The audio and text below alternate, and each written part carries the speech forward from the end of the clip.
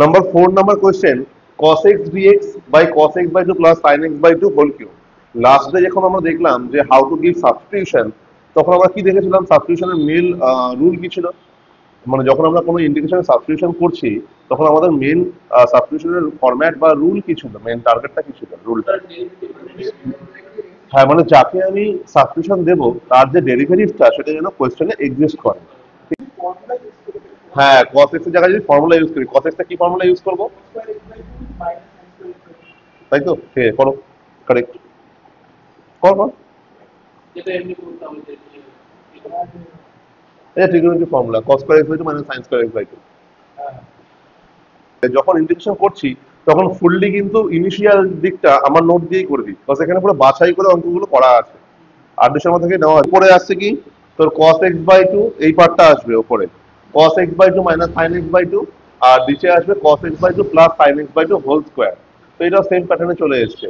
তো দেখে নিচে যে পার্টটা আছে cos x by 2 plus sin x by 2, এটাকে সাবস্টিটিউশন দিবি আর উপরের পার্টটা চলে আসবে। cos x বাই 2 ডেরিভেটিভ কত হবে? মাইনাস সাইন আসবে, মাইনাস সাইন আছে। আর sin x বাই 2 ডেরিভেটিভ কত? প্লাস cos x বাই 2 আছে।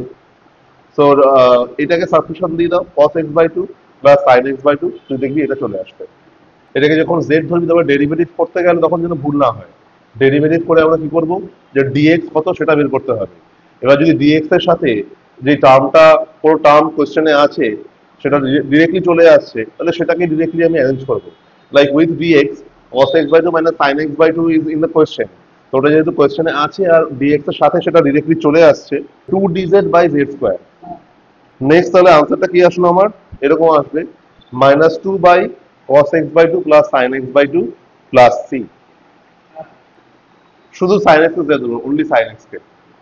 অনলি sin x কে যদি z ধরি আমরা, তাহলে sin এর ডেরিভেটিভ কত হবে? cos আসবে। তাহলে cos x dx একটা চলে যাবে। কিভাবে হবে দেখাচ্ছি, নাম্বার 5 টা দেখে দেখলে বুঝতে পারবি। sin x কে যদি z ধরা হয় কত হবে? cos x dx equal to dz আসবে না, এরকম আসবে।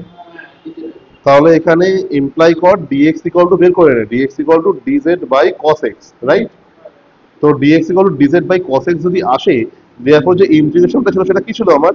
Integration of cos cube x then e to the power log z dx, sorry log z কেন, e to the power log sin x into dx। এটা question ছিল, সেটা আমি লিখে নেবো আগে, and then I will do the sum. এবার যখন সামটা আমি কন্টিনিউ করছি তখন আমাকে সবকিছু রিপ্লেস করবো। কি কি রিপ্লেস করছি? এই cos কিউব x টা অ্যাজ ইট ইজ থাকবে, e to the power log sin x will be only sin x।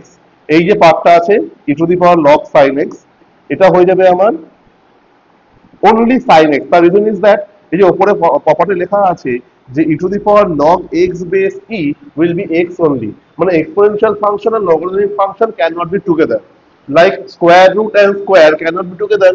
Root x এর যদি স্কোয়ার করি আমরা তো x পেয়ে যাই। তো e to the power log মানে কি x পাবো, প্রোভাইডেড যে log এর বেসটাও যেন এই এক্সপোনেনশিয়াল বেসের সাথে সেম থাকে।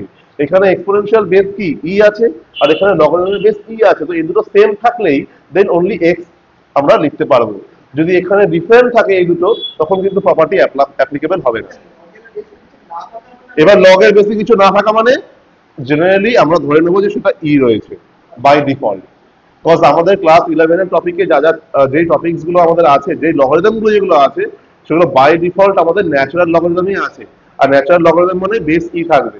আরো লগারিদম হতে পারে, বেস 10 দিয়ে আমরা ক্লাস 9 এ করেছিলাম, বেস 2 হতে পারে, বেস 5 হতে পারে, they all are logarithms are there.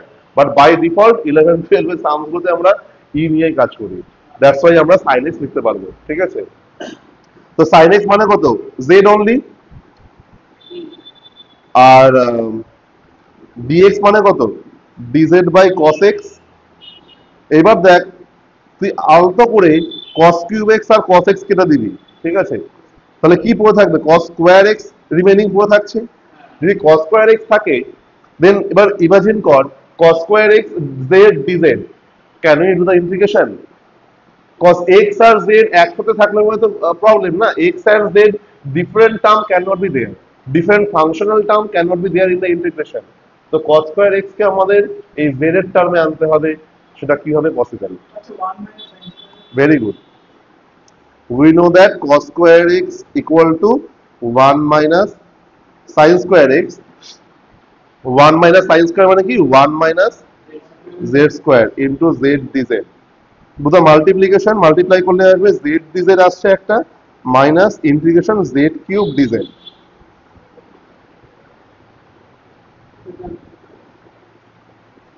How much we are getting? Z dz মানে z square by 2, right? Minus z to the power 4 by 4 plus c. So put the value of z.